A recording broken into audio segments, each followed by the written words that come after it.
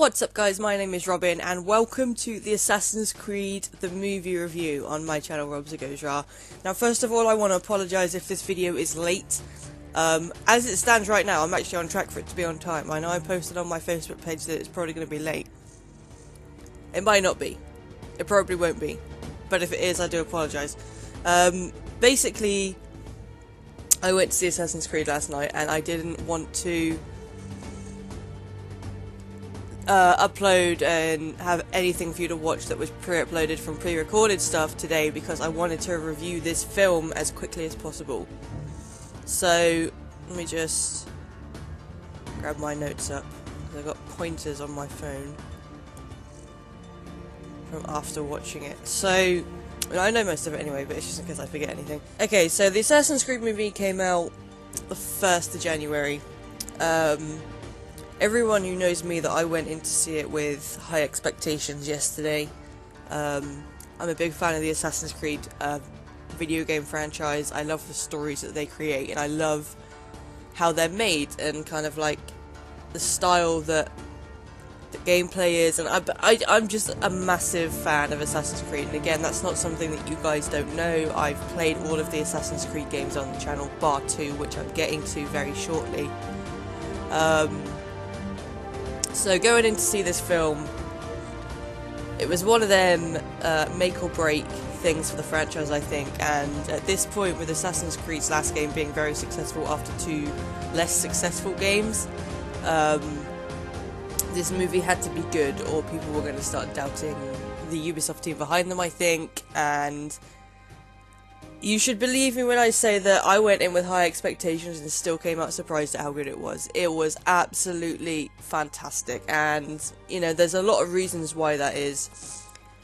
The main reason for me was the practicality behind the technology they were using, right? So, you know, obviously they have a Sturgo Industries and all that kind of stuff, and that's what everything's kind of based around, just like it is in the game, and they've got this guy who Michael Fassbender plays, who was fantastic in it, who is... By the way, there is going to be spoilers in this. I'm just going to say that. I should have said that already. There's going to be spoilers. So Michael Fassbender's character, who's called Cal, is on death row. And he's murdered some pimp or whatever in his last life, let's just say. And he's put on death row and he's killed. But of course he's not. He's one of Asturgo's, not experiments, but one of their kind of like picked out people to have a bloodline that goes back to a certain time frame where there's assassins looking for the Apple of Eden.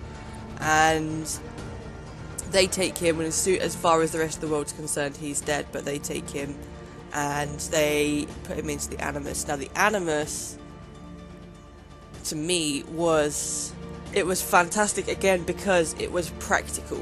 And you know, in the games you've always got like the tables where you lie on and you get a headpiece, and it just kind of like the person who's like going back in time to their ancestors is just kind of lying on a table.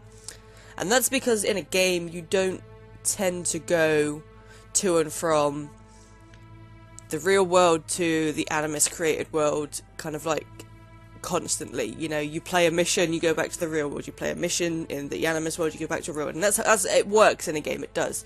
But for the film, obviously, they didn't want to do that because otherwise there'd be no point in... One, there'd be no point in having too much detail in the real world because everything would be set in the Animus world, and 2, because this is a film, you know, there aren't missions, and, you know, normal, like, the way things went is that it was like a chapter of a game where you had mission 1, mission 2, mission 3. It was like that, like there was a progression on, you started here, this is where you are now, and this is how it finishes, you know, within the Animus world. There was that kind of concept, and yes, there were breaks in between, but at the same time, we wanted to see how being in the Animus affected Cal as an actual person in the real world, and what they've done is created this extraordinary thing where you kind of, it gets kind of like wrapped around the waist and you're given an epidural in the back of the neck, and your brain, like they've got all the same kind of terminology, your brain synchronizes with your ancestor, and what this Animus does is it projects, right? It projects everything that you're seeing in the Animus world into the real world. So there's like kind of like faint blurred out projections so that everyone in the room monitoring and analysing and recording the data can see what's going on. And I think that's really important because everybody knows that Animus data is recorded, but if they can see it firsthand, that's the easiest way to record it, right? So everything was kind of like able to be seen, and they could see the progress Cal was making, and this Animus would kind of like move him around, so he would actually be climbing up these walls in real life, but on the projected versions of them, and fighting all of these enemies in real life, the projected versions of them. And the freedom of movement this kind of like Animus gave you to move around was absolutely insane. And again, it was just down to the reason I liked the design of it so much was because it was completely practical. If you were to possess the technology to send someone back in their bloodline's past, of course you wouldn't want them just lying on a table. You know, the whole point of Assassin's Creed is that they come out of it having gained the knowledge and gained the skills of their ancestors. That's, you know, that's a big part of Assassin's Creed. No matter what game you play, whoever is putting that Animus by the end of the game has the skills that they learn from their ancestors. Now, it makes sense that they just be lying on a table in a game, because it's a video game, you know, there's video game worlds and blah, blah, blah, that, you know, video game logic differs quite greatly from movie logic. So, going into the movie world like Assassin's Creed has, it makes sense, and it's, again, practical, that the only reason Cal would be able to learn these moves is by actually doing them.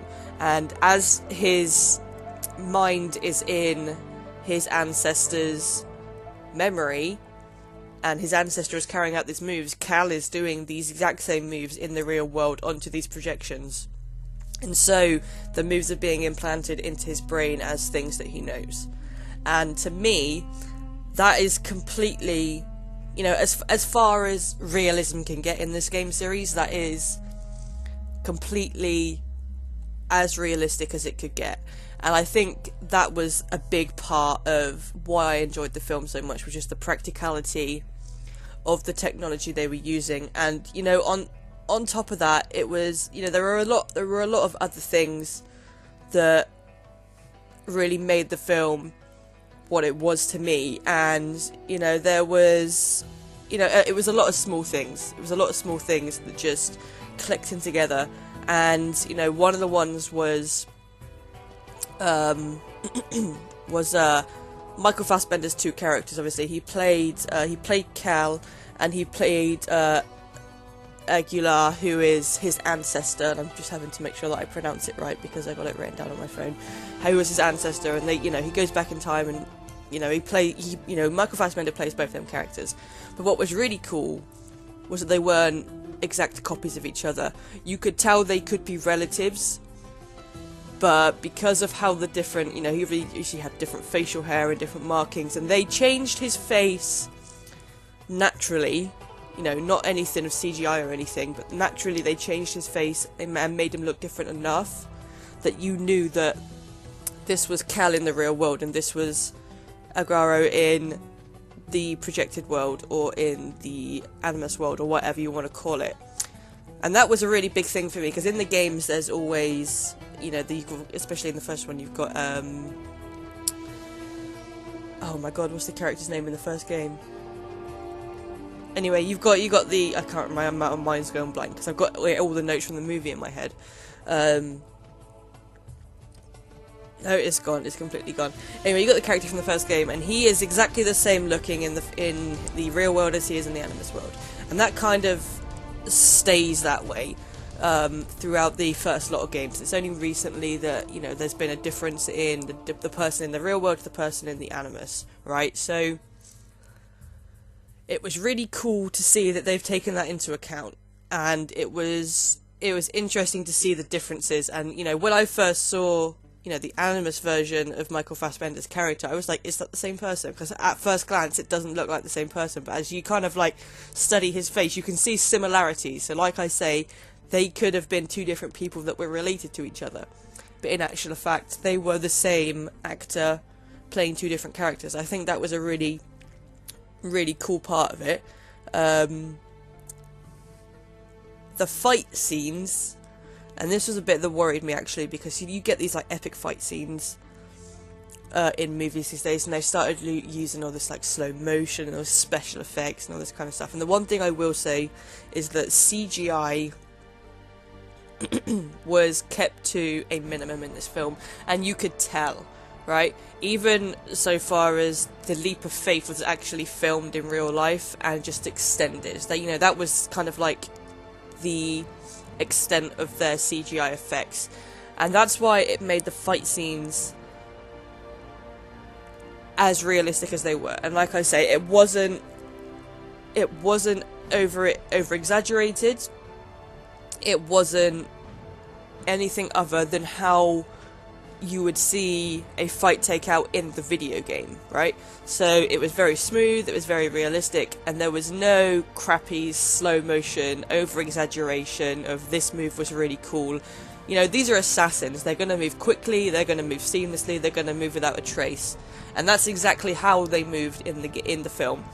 And that really surprised me that they did that, because you know, this is the first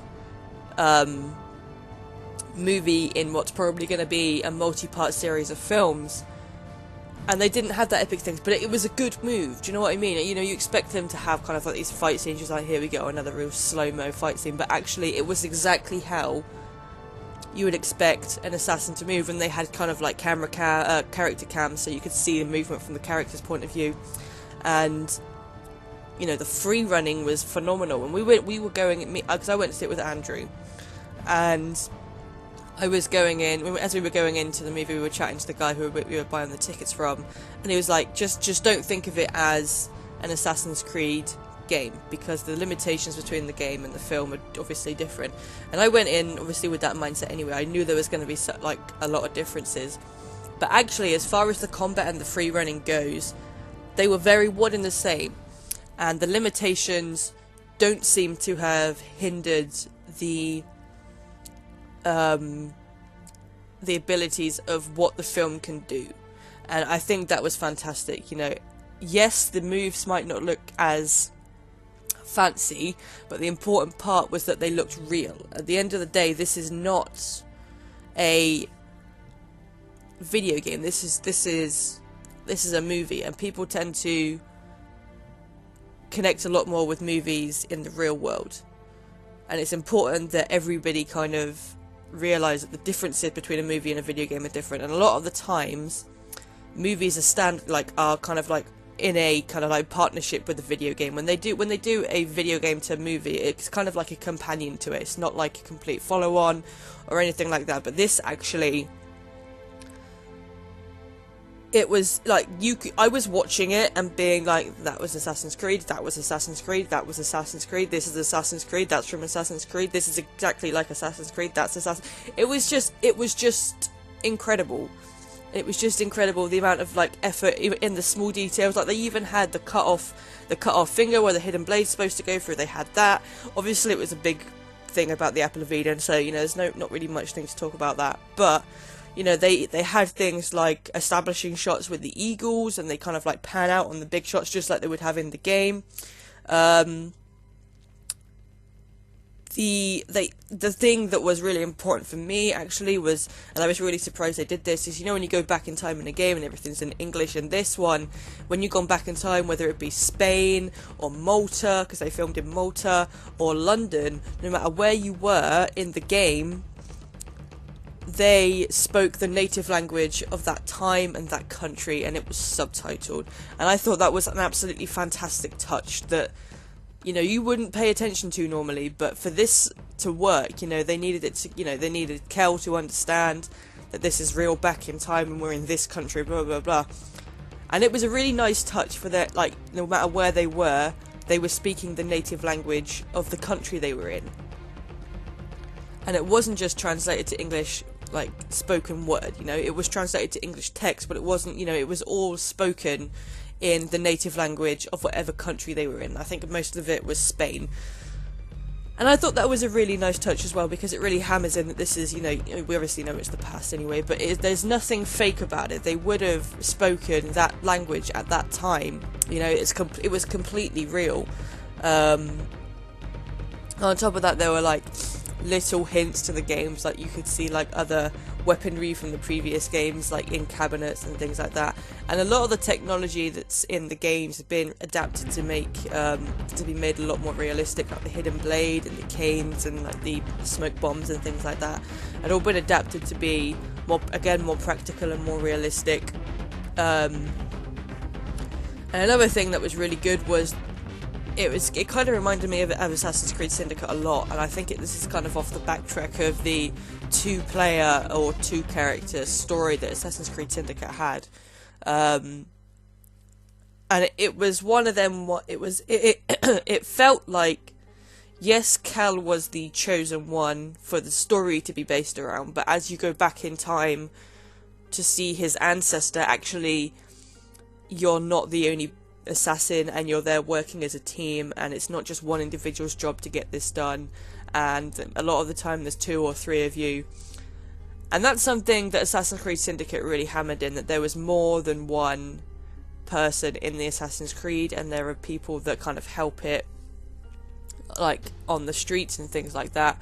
And this kind of hammered home that the Assassin's Creed is a creed of a brotherhood, right? So there's obviously going to be more than one of them. So it was nice to see that this wasn't just a story of one person. I mean, in some ways it was, because at the end of it, Cal still kills the bad guy, and it's all down to him still. But he's doing that as a leader, not as an individual that is doing this by himself. He can only do it because he's got the other people that have gone into the Animus and done their part to find the Apple of Eden. You know, they're working as a team. And that was a really important part, because the Assassin's Creed games for a long time have always been like solo missions and things like that. And then Syndicate came along, and you could play as 2 different characters, and you could hire up the rooks and all this kind of stuff. And it was just, it was a nice change of pace to see that the Assassin's Creed actually is a brotherhood of people that need each other. And the film really, really hammered it home that is in fact what the Assassin's Creed is. Let me just make sure I got it. So yeah, I mean, overall the film was just incredible. Like I said, I went in with high expectations and still came out surprised. Just because of the realism and the practicality and the seamless fighting. And it was exactly I was watching it and going, this is Assassin's Creed. And the cast they had were just phenomenal. Now, I'm a big fan of Michael Fassbender anyway, since he did Prometheus. Marion, I can never pronounce her name right either. Marion Cotillard, if that's how you say it, who plays Sophia, was played. Oh God, I'm blank on names today. She played.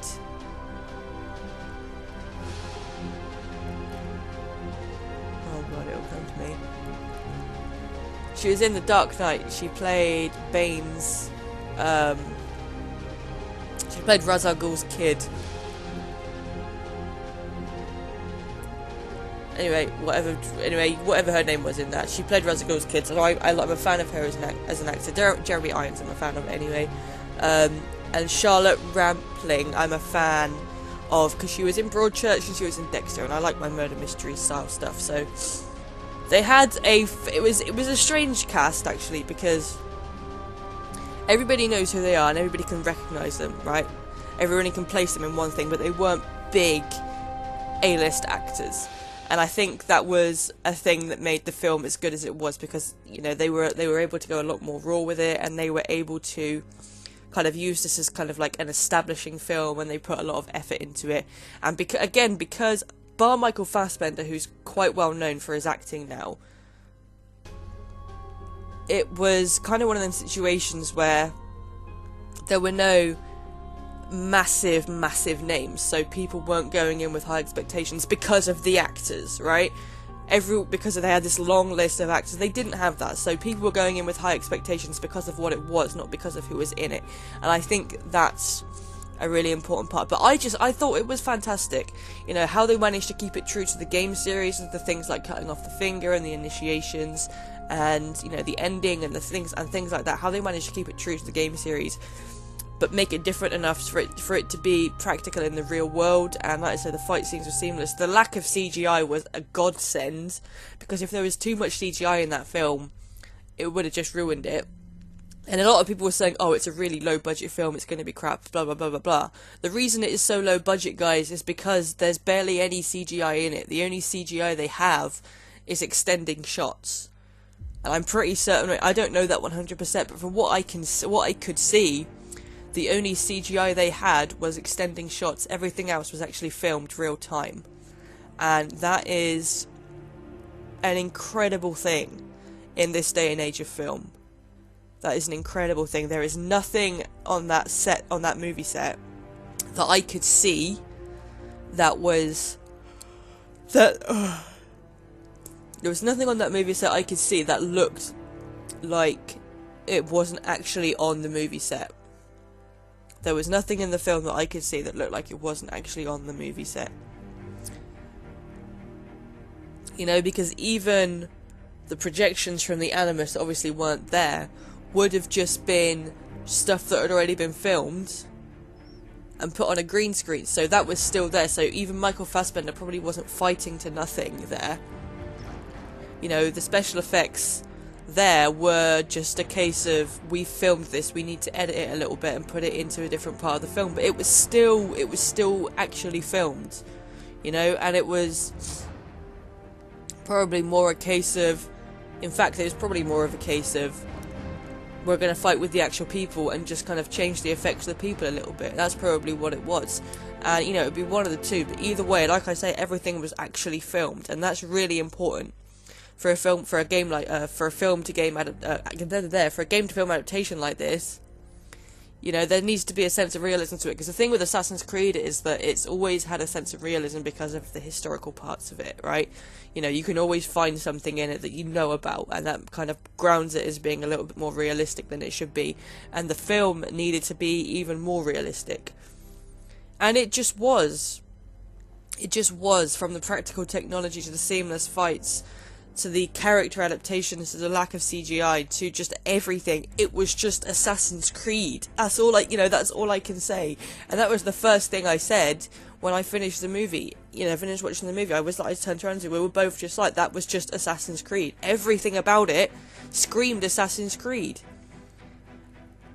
Despite the differences, every single part of and every single detail about it screamed Assassin's Creed. I tell you what, the only problem I had with it was the fact it wasn't longer. It could have been another half hour to an hour longer, because the story did feel a little bit rushed.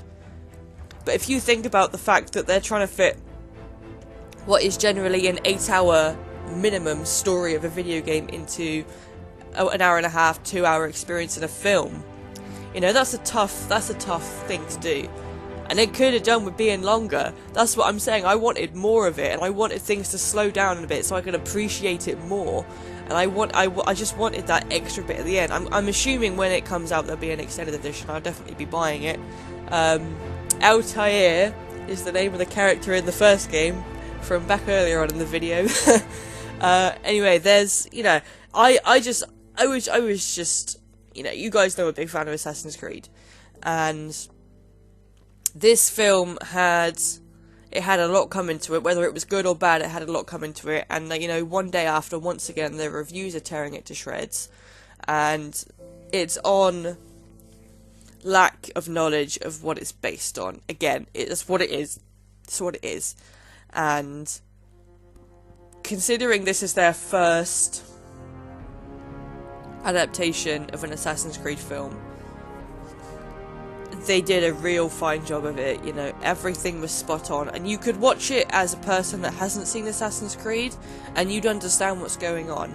But they had plenty enough things that weren't obvious to the everyday moviegoer, that weren't obvious enough for them to pick up on it and not work out what it was and then ruin the film.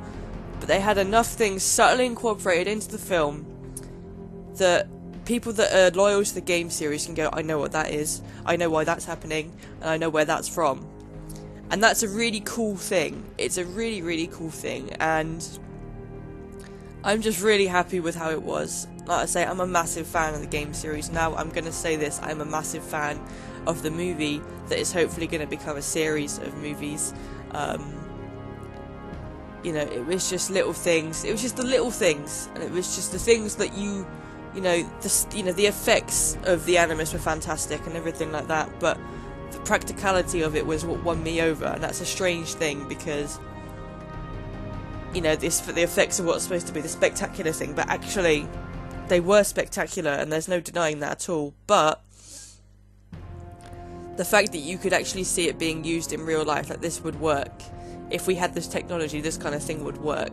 And, you know, they were constantly going to and from scenes in the real world to the Animus world, and you kind of like see how they kind of merged together, and it was just, you know, the other thing that it was is that it was insanely well cut, like edited and cut up into the actual film it was. If too fast, like I say, if a little bit too fast. And that was just down to timing, I think, and trying to fit a whole kind of video game story into a film, and that's completely fair enough. But could have done with being a bit longer. I could have sat through about another hour of that. It was just Assassin's Creed, and I think that's really important. And I think I'm really happy that I'm able to say that this film was just Assassin's Creed. And everything about it was Assassin's Creed, and everything about how it was done is Assassin's Creed. And I think if they were going, you know, the people that made it were going for anything, it was to make sure that this Assassin's Creed film was in fact an Assassin's Creed film. And I know you kind of looking at me going, well, what else could it be? But you'd be surprised how many video game to movie adaptations just completely stray. And sometimes it works if it's a completely separate thing from the video game. But this was just, you know, this film series is going to be its own thing. There's no doubt about that. There was enough different parts of it for it to be its own thing. But it is still Assassin's Creed. Everything about it screams Assassin's Creed in your face. And it didn't go so far off the path that they can't be relatable, but it's far enough away that a film goer can go and watch the movie series having not played the games and understand it. But a person that is a fan of the games will get more out of it. And it was just 100% Assassin's Creed. And again, it's a really weird thing to say, because what else would it be? But there is so much that could go wrong, and it could just be a film about assassins, not necessarily Assassin's Creed, but it was the little things, you know, the details that just made it 100% Assassin's Creed. And I'm really happy with how it turned out. I am absolutely over the moon with the team that have put it together. The actors were fantastic, and it was just brilliant. If anyone is in two minds about going to see this film because you're a big fan of the game series, take it from me, I'm a massive fan of the game series. Don't go into it thinking that this is going to be anything like a game, because in a lot of ways it's not. You know, in a lot of ways it's not, but it is 100% true to what Assassin's Creed as a concept is. And I think that's the best way I can describe it. It is very different from a game. It is, because obviously everything's condensed, and you know, the story's got to kind of be based more in the real world as well, because that's where everything kind of happens, and he needs to be going into the Animus for a reason. So there's a lot more real world action in the film than there is in the game. But it is 100% true to the concept of Assassin's Creed. And everything about it, like I said, just screams Assassin's Creed in your face. And there is nothing that it could ever be confused as being other than Assassin's Creed. It is just phenomenal. So if anyone is having doubts about going to see it because they don't think it's going to be true to the stories, or they don't think it's going to be true to the franchise, I'm here to tell you that it is 100% true to the franchise. And if you're that much of a fan of the game series, please give it a chance, because that's what Andrew did. The guy I went with, that's what Andrew did. He was a fan of the game series, and he had his doubts, and he came out watching that film with me absolutely amazed at how good it was. just please give it a chance, because, you know, it's not every day that we get a movie adaptation of a video game that has existed for such a long time that is actually worth watching. The next one's going to be Five Nights at Freddy's, and even I'm skeptical about that. But as of right now, we have a fantastic video game to movie adaptation that deserves every single fan of that video game series to go and watch it, and then all the general public as well. But it was just, I'll probably go and see it again, because I want to make sure there's nothing I've missed. And it was just fantastic. I absolutely loved it. It was just Assassin's Creed, and that's all I can say, really. It was just 100% Assassin's Creed, and that's a fantastic thing for me to be able to say. But that is going to be it for me for this video, guys. If you've seen this film and you want to add anything in, let me know in the comments below. If you're having any doubts and want to ask me any questions about the film, let me know in the comments below. If you hate the film, let me know in the comments below why that is. And if you love the film, let me know in the comments below why that is as well. But that's going to be it from me for this video, guys. I hope you enjoyed it. Go and get yourselves to a cinema near you and go and see Assassin's Creed if you haven't already. I promise you it's worth it. But I hope you enjoyed the video, guys. Make sure you keep an eye out for the videos that are coming out this week. And until the next time you hear from me, as always, stay classy, gamers.